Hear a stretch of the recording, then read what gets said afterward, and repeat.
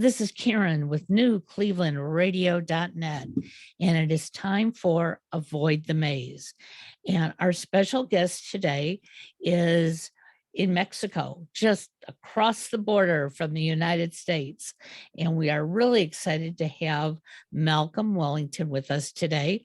Malcom has qualifications in therapeutic counseling and coaching, and so many of us, we've been going through this maze of life, waiting for everything to fall into place. But the reality of it is things don't fall into place. We have to sort of put them in front of us and grab them. And so I'm really looking forward to having Malcom tell us about, how he got into this role and how he can help others. So welcome, Malcom. Thank you, Karen. It's wonderful to be here. Thanks for inviting me. Sure. So what made you decide that this was a good profession for you in the path that you wanted to take? It's been a long journey, Karen. And but to answer that specific question, I realized that so I had my cubicle moment back 20, 30 years ago. Sure. When life wasn't working. I've been through struggles, and this process of knowing me by studying, psychology, personal development, I became to a point three years ago that I want to be a coach. That is my goal now. And since that 3 years or so ago, I've concentrated on making that a reality for me, because coaching has changed my life and it continues to change my life.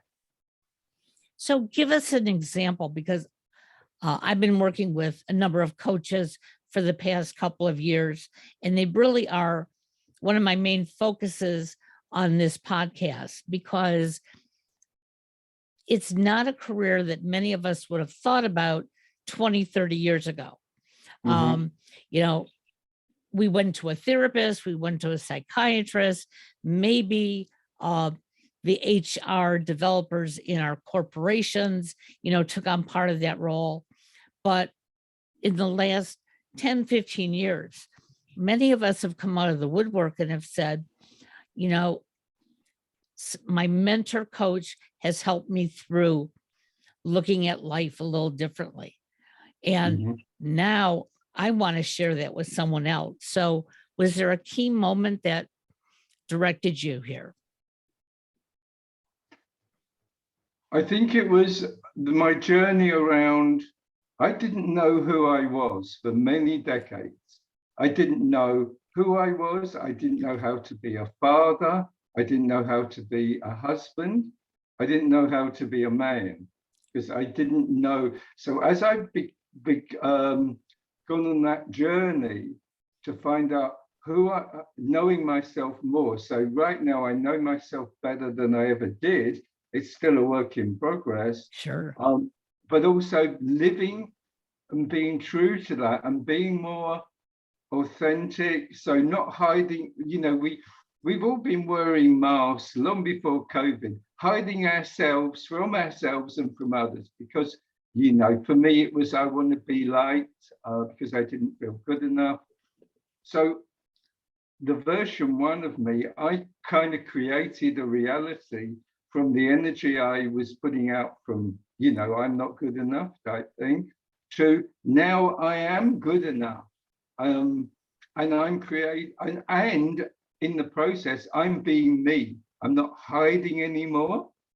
And by doing this, and step by step, so it's all a process, right? I'm learning that this is the far better way to live, and for me and the relationships I'm creating. So the evidence for me, what I was doing didn't work. What I'm doing now works. So do more of what works. So it's interesting, because some of the things that you talked about, not knowing yourself, okay? So many of us have gone through a great portion of our life um, not knowing who we were, not knowing, is this the relationship that I really want to be in? Is this the job that I really want to do? Why can't I be more like him or her? And I know I went through that for a very long time. It's only within the last 10 years that I'm really, peeling away the onion and saying, Mm. hey, I know who I am. And so for our listeners, it's never too late. I don't care if you're, 15 years old and identifying who you are, or if you're in their 70s or 80s doing it, because as long as you're still breathing, you have that opportunity. Exactly. And So for me, this journey began in midlife, and now I'm in my 70s, right? So like you say, I'm evidence it's possible at any age. The only limitations we set are the ones we place on ourselves. So for exactly. me, I don't like labels that you're too old, you're too young, or whatever the label is, because we live our labels. And so I'm the living example that it is possible. So can you identify for us maybe one of the biggest changes that you chose to make, what you didn't like, and how you turned that into something that you do like?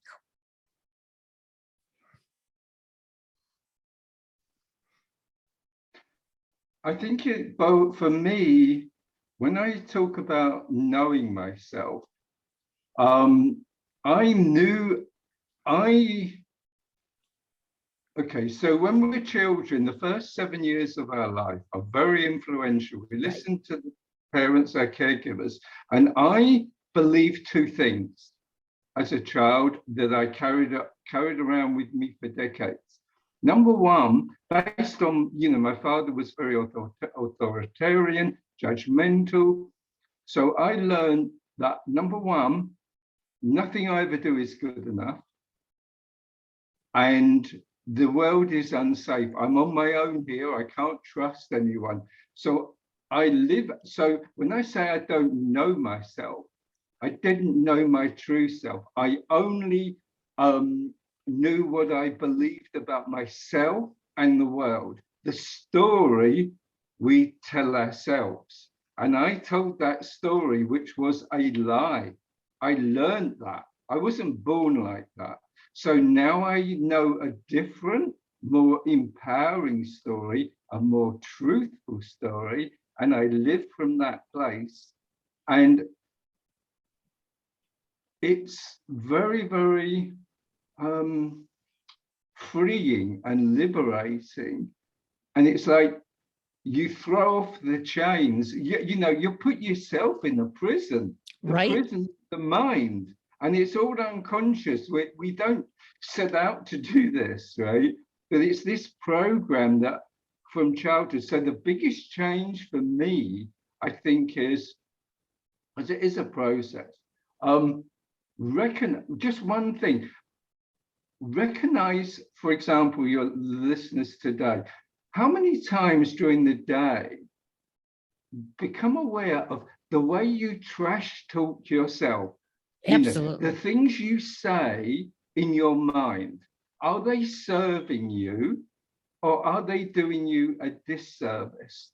Right. So if you say, "Oh, I don't like the way I look," or I'm an idiot for saying that," or whatever it is, so you're telling yourself an opinion about you that isn't based on fact, and you're relying on the opinion of others. So you're looking to others for esteem, credibility. If you don't get it, along with the trash talk, talking, the way we talk to ourselves, how are you going to be confident? How are you going to make a difference for you and for your loved ones? So yeah, just do that. Become aware. How am I talking to myself? And the more you become aware and shine a light on that and do it consistently every day, it's not a one and done thing. And you'll begin to realize, oh my goodness. And I'm sure we know this anyway. I'm sure as soon as I say this, many people think, yes, I do talk trash to me. And you know But that, in yeah, the yeah. critic that I face from my father, the judgment from my father, that I do that to me. And it's interesting because so many of us, probably prior to maybe the last 5-10 years, we didn't want to admit that we heard these voices because everybody else around us would have just told us, we're mentally insane, which the reality of it is we are not, because they are thoughts that have gotten into our brains over the years by comments made by other people, and not always in a negative way from them, but depending on where we were at the moment that we were hearing those things, we may have taken them as very negative thoughts. I know growing up, my mother, I have two older brothers, and my mother always sort of compared me to one of my female cousins, and she was about 15 years older than me. And it was always like, and someday, you'll be like your cousin, and someday you'll go to college like your cousin. And I just kept hearing this over and over again. Now it was a cousin who I admired, but I was also hearing, I was going to wear my hair like hers. I was going to dress like her. And so I'd go look in the mirror, and what's wrong with the way I wear my hair? What's wrong with the outfit I'm wearing? But I didn't ask those questions until I became an adult in my own right, when I looked in the mirror one day and said, I'm never going to be like my cousin. And that's okay. I'm me. And Yeah. so those voices kept talking for a long time. But again, by working with two different coaches, I found that I could tamper those voices, listen to them at the right time, or just basically tell them to leave me alone. But my question to you, I mean, you don't have to have the answer, but why is it that for all these previous years, we were afraid to admit about these thoughts going in our heads? And now we're getting freer to come to a coach and get, guided to look at life differently. So for me, I can only answer for me. Sure. I didn't realize the way I was talking to myself. I just was led to, back in the late 90s when I was living in the UK, that I was just watching this program on TV. Well, it's an Oprah show, which I wouldn't normally watch. I was recovering from surgeries I had. And there was a counselor on there. And so, long story short, I began a journey of signing up to learn counseling psychology because I wanted to be a counselor. So by doing that, and this is going back to the late 90s, I began to realize through the what I was learning, and not only learning, what I was learning was based on, knowing yourself, what your patterns, your habits. So I began to think, oh my goodness. And it came to that realization by accident, so to speak, that I was doing this. And so by that time, I'd been doing this for so long, maybe 50 years. So that's a really habitual way. So, and it takes time to make new habits, right? To talk to ourselves better. So it was the realization that I was doing this.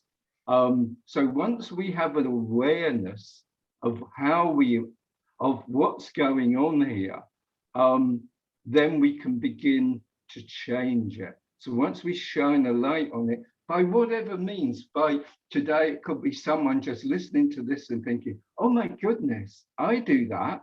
And then, so they're aware of it now. So then when they become aware of it, and they realize it's not doing them a service, it's holding them back, it's limiting them.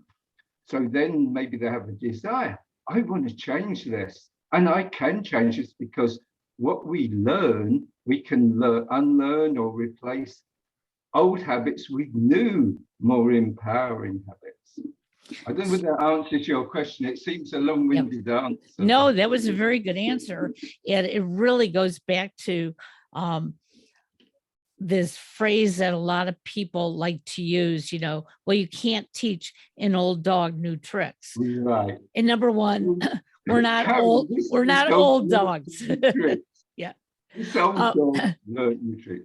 And I used to hear my mother say that a lot. My mother was very opinionated, but she would always give her opinions in such a way that you thought she was a comedian. So you weren't really sure what she was thinking. But one day we had a party for her, and she just said, I'm at the age where I can say whatever I want and do whatever I want. And my brothers and I looked at her and we said, no, you're not. Okay.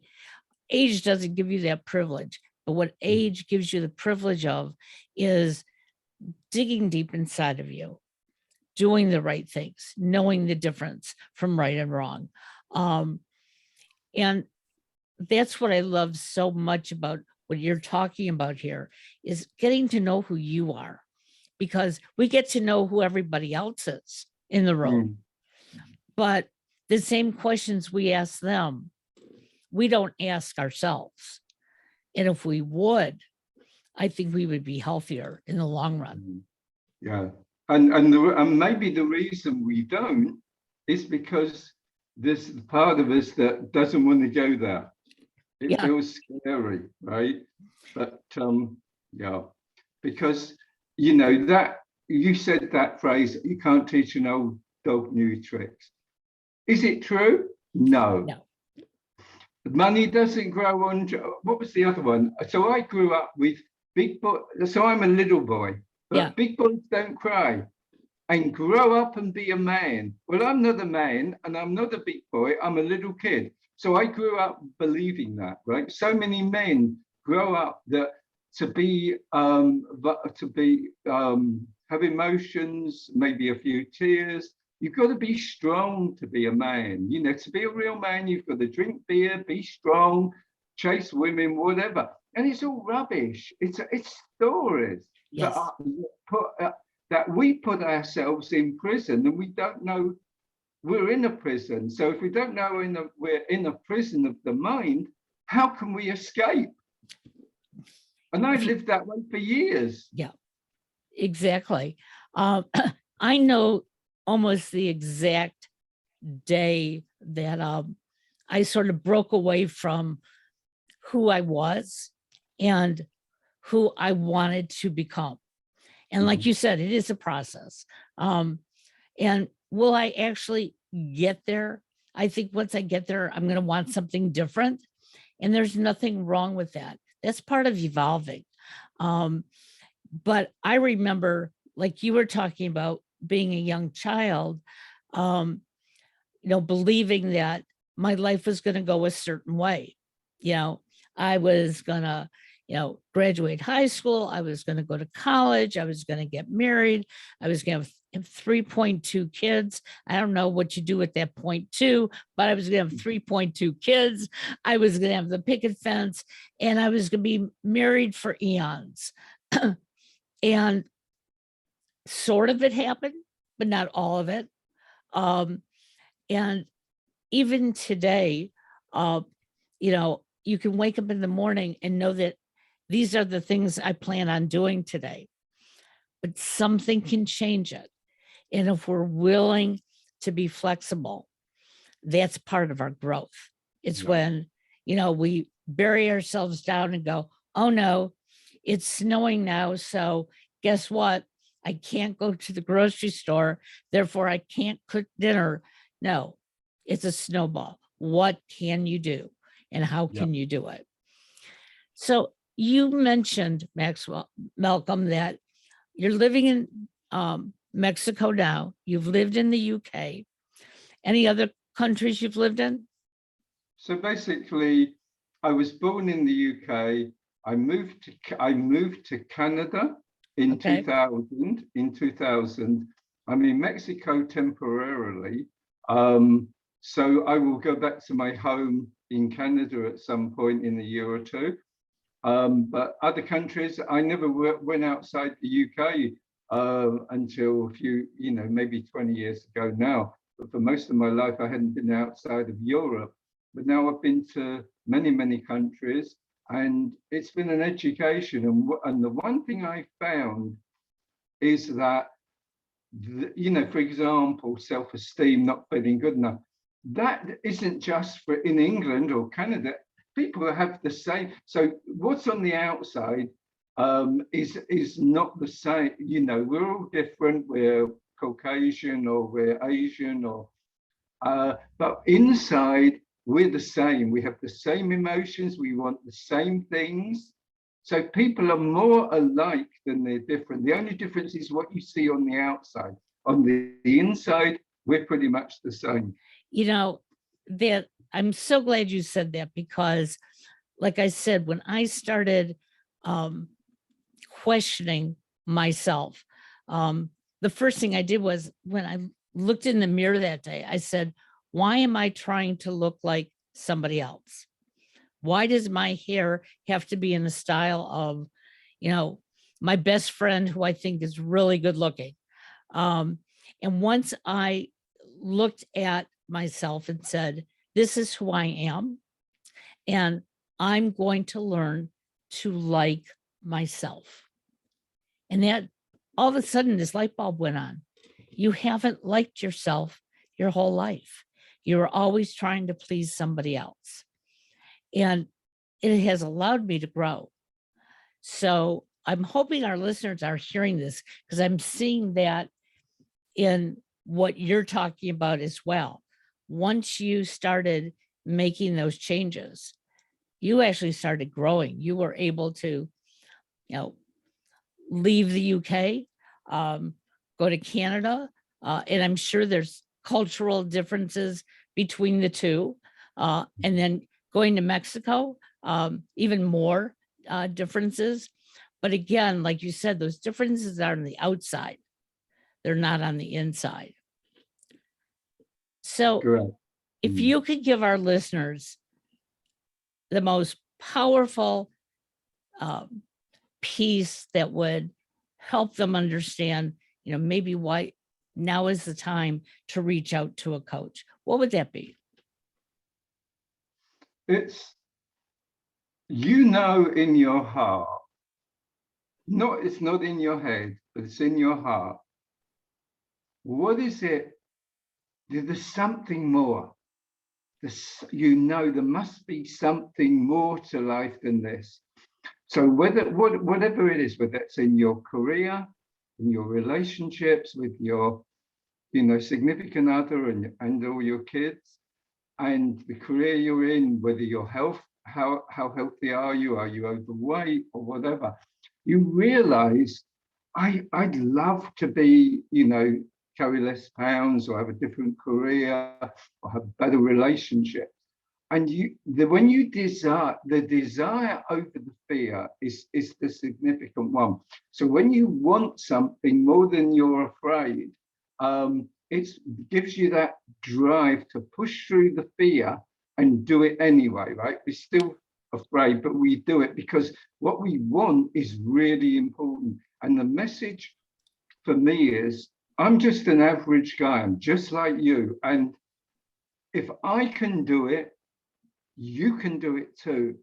To know that you have possibilities, you can change it. It's not set in stone that I have to live like this until I die. It's very empowering. It's very freeing. It's a journey. I'm not saying it's easy, but do you want to live another 10, 20, 30, 40 years like you've been doing? Do you want that? Well, I certainly didn't. So that's why I went on a new journey. And I've shared on many of our podcasts that, you know, it definitely was not easy. When I first made that choice, it took me almost 6 months to finally make some changes. Um, and during those 6 months, I was getting more and more depressed, because I was afraid to really share that information with my immediate family, who I was going to affect by making those changes. But I then sat them down and I said, we all have a choice. I start making these changes, and I can't tell you how long it's going to take me. But if I don't start, I'm going to be miserable, and I'm going to be relentlessly miserable against you. And I remember my husband looking at me and saying, all I want you to be is happy. And in the beginning, he thought I was asking for a separation or a divorce. And when I said, only for myself is what I'm going to do. I'm going to divorce myself so I can make the changes I need. And then marry a new self, a better self. Yep, exactly. And divorce the old self and marry a better self, a new one. So to our listeners, I'm not happy 24/7. Nobody is. Nobody is. I'm not going to be perfect, but I do tell you that I like waking up in the morning knowing that I have some challenges ahead and seeing how they take me forward and how I can learn from either my mistakes or the right steps I take. So if our listeners wanted to find you, Malcolm, how would they find you? Do you have a website? So right now I'm on LinkedIn, and I have a Facebook business page, A Confident Man. Yeah, so right now Facebook, LinkedIn is the best place. Or if you've got my email, I'm happy to, if people want to message me, Facebook Messenger, whatever. But I just want to say something about what you were talking about, because it's very important. So yeah, the costs of how I was living my life. It cost me my marriage. It cost me the relationship with my kids. It cost me a life-threatening illness that I've recovered from, so I'm fine now. But the cost was very high. So then the second thing is, so that's another reason to, whatever motivates you, if it's that, whatever, you know, motivate in the internal motivation that I need to change this. Right. And when I said it's not easy, right? It's not easy, but it's doable. But you know, this is my question to anyone who hears this. Do you want easy now for hard later? Or do you want hard now, challenging now, whatever word you want to use? Do you want challenging now for easy later? I've had my challenging and now it's easier. It's not perfect, but so there comes a point in your life, and mine was in middle age, I want something better. The way I've been living, my life was a mess at that time. I had my 20-year marriage end. My relationship with my kids wasn't great, so I'm rebuilding that connection now. And my health suffered. It was affecting my job, my career. And I've created something different and something better. So I'm better than I used to be. And I have a much better life than I used to have. And finally, the downside of getting up every day, or most days, feeling excited for the day, enthusiastic, even, you know, I have like issues, problems, but generally I'm excited for the day. I find the time goes so quick. It's like, oh, there's another year gone. But I love my life. I love my life. You know, I get to experience and to show up as me, and it is so freeing. I And mean, it's so worth it. yeah, And it's like the commercial, do it because you're worth it. Do it because you are worth it. Every one of us is worth showing love to ourselves, taking care of ourselves. It's not selfish to take care of yourself. What do they say at absolutely. the end of the plane? Put the mask, oxygen mask on you before your kids, because you can't take care or love others more than you love yourself. It's impossible. Well, terrific advice that you've given us. I'm so glad that you shared this because, you know, so many of us are going through these days like this. COVID did not help many, even those who never got the virus, but just being isolated. No. What has been, it's been a journey that none of us could have expected to happen to us. But many of us also did find ways to get through the pandemic, and we're prepared a little bit better if something like this would ever happen again, because we know the right things to do. The big thing that I grew up with was, don't make a mistake. Well, we're going to make mistakes. Okay. No. I made a cup of coffee this morning and I put too much of something in it. I don't know what. I was so tired and it was a terrible cup of coffee. So I spilled it out. Okay. I made a mistake. So you learn from your mistakes, you go forward. And you are so right. I'd rather put the challenge into my life early on so that each day gets a little bit easier and that smile stays on my face a little longer. Yeah, Well, 100%. Well, thank you for joining us. You are marvelous. I'm going to follow you and make sure that everything continues to grow and that smile stays on your face. Okay. Thanks, Karen. It's been a great experience. Thank you. Thank you. Bye-bye now. Bye-bye.